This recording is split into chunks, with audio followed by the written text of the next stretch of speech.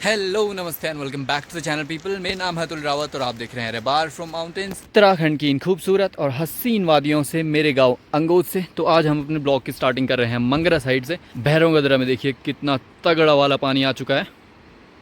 पिछली वीडियो में भी मैं जब यहाँ पे आया था ना तो आवाज़ बहुत ज़्यादा तेज़ गूंज रही थी और इस वीडियो में तो आवाज़ 2x हो गई है, मतलब दुगनी हो गई है। और ऊपर देखिए घने घने से बादल छाए हैं, हल्की हल्की सी बूंदाबांदी भी हो ही रही है। और मैं अभी ना मंगरा साइड को इसलिए आया था क्योंकि माँ ने बोला था 1-2 बाल्टियाँ रखनी है अपनी भैंस की गौशाला पे। और अब हम चलने वाले हैं जरा आगे की साइड जहाँ है हमारे भैंस की थोड़ी, तो जरा उसको देख के आते हैं। और साथ ही साथ मौसम के अपडेट कुछ ऐसे हैं कि पहाड़ों में मौसम हो रखा है बहुत ही ज़्यादा खतरनाक, बरखा आ रही है हर दूसरे दिन और वो भी मोटी वाली। और जब यहाँ बारिश आती है ना तो होते हैं खतरनाक वाले लैंडस्लाइड, रोड्स होती हैं चारों तरफ ब्लॉक और बिल्कुल खतरनाक सा माहौल होता है।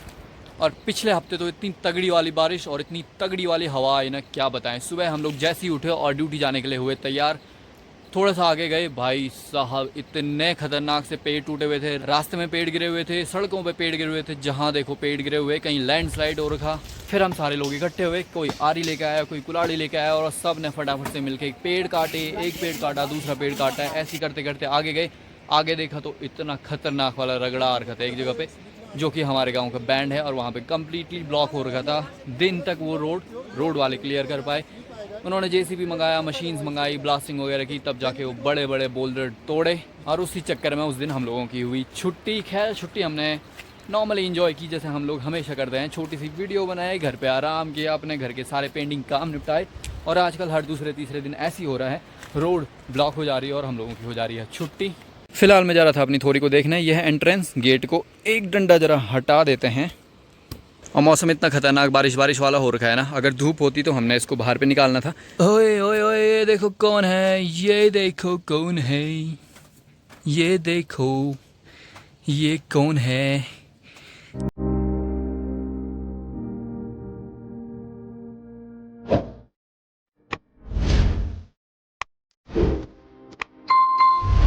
और चलिए अपनी बछड़ी से मिलाने के बाद आपको एक खतरनाक सी चीज़ दिखाते हैं।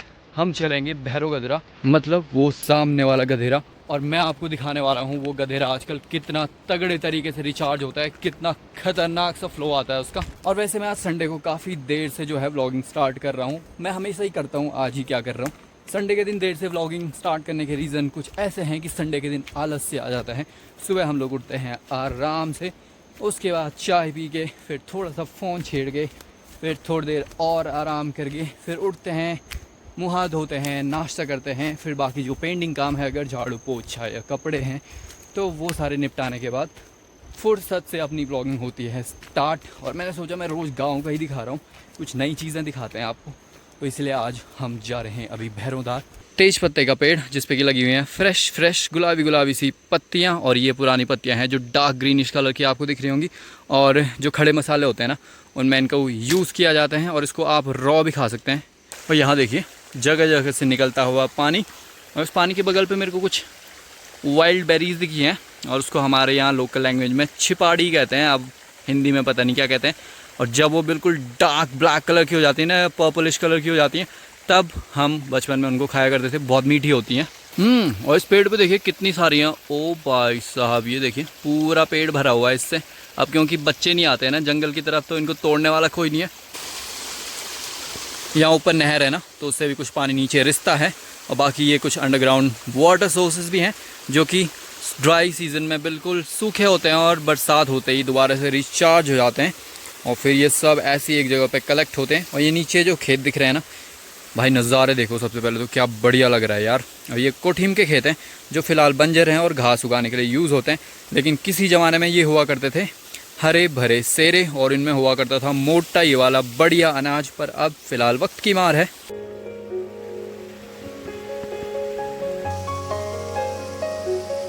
और ये देखिए भाई साहब, नज़ारे तो बिल्कुल देखने लायक हैं, मनमोहक, अति मनमोहक।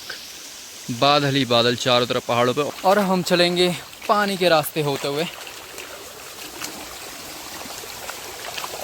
और भैरवधार जाने के जस्ट रास्ते में ही एक और बड़ा सुंदर सा पेड़ है जिसको बोलते हैं हमारे लोकल लैंग्वेज में मेलू। और इस पर आजकल ना मेलू हो भी रखे हैं। अब आपने गढ़वाली एक गाना जरूर सुना होगा, मेलू घिंगोरा की दानी खेजा। तो ये जो पीछे पेड़ था ये वही वाला मेलू है। और घिंगोरा तो मैंने भी देख रखा है।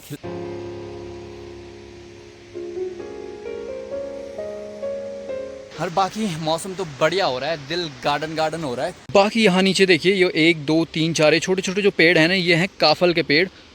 क्या सही हरियाली आ रखी है इन पे इस बार।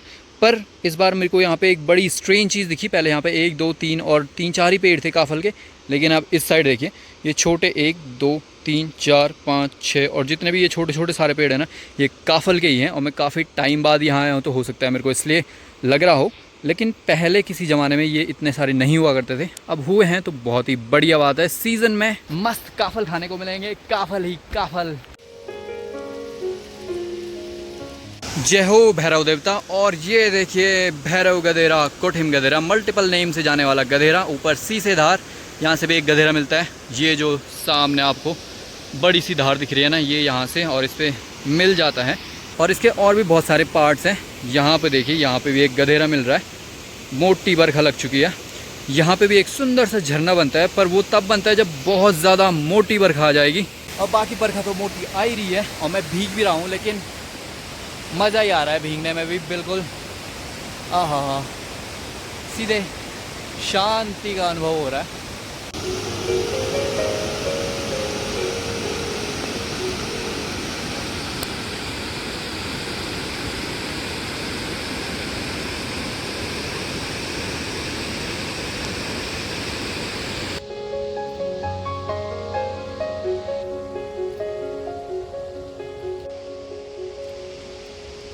मैं वहाँ से वापस तो आ गया, लेकिन वापसी आते टाइम अपने मन में एक इच्छा जागी कि क्यों ना एक मेल टेस्ट कर लिया जाए, भले वो अभी कच्चा है।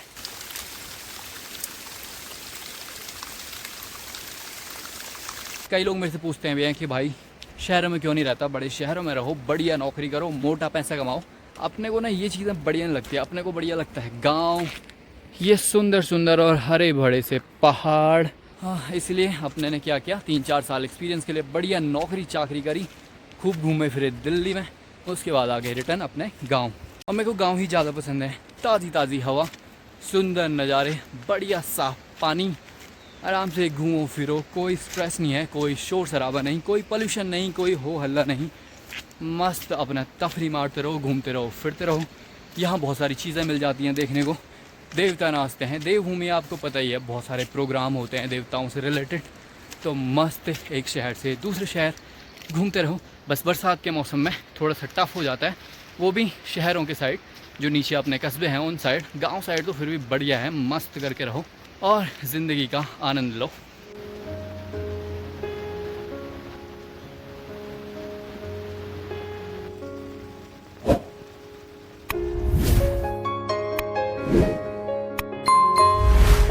तो शाम के बज चुके हैं 5। घर आने के बाद मैंने मस्त खाना खाया, थोड़ी देर आराम किया और नींद आ गई। उठने के बाद मैंने सोचा फिर से दोबारा घूमने चलते हैं, और अभी मैं गांव के थोड़ा आगे साइड आया हूँ। ये ऊपर है हमारे गांव का बांज का जंगल, जिसको हम कहते हैं बंजाण। मौसम फिर से वैसी फॉगी हो रखा है। यहाँ आगे एक मस्त बहुत सुंदर सा वाटरफॉल है, वो मैं आपको दिखाने वाला हूँ। तो वो देखिए, वो सामने पे रहा छोड़ा वाटरफॉल, जो कि काफ़ी तेज़ आया है कल और परसों की बारिश के बाद। तो ये देखिए, ये अपने गांव का one of the most beautiful झरना है, जिसके चारों तरफ के नज़ारे बहुत ही ज़्यादा सुंदर हैं।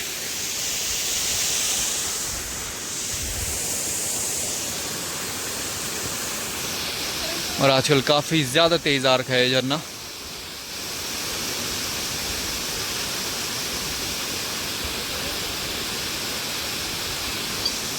और उसी के जस्ट बगल पे सौरभ और हिमांशु अपनी मोटरसाइकिल वॉश करते हुए। पहले ज़माने में ना ऐसे झरनों के नीचे जो है वो लोग अपनी गाय भैंसे नहलाया करते थे। अब वक्त बदल गया है, चीज़ें बदल गई हैं, तो लोग अब अपनी मोटरसाइकिलें नहलाया करते हैं।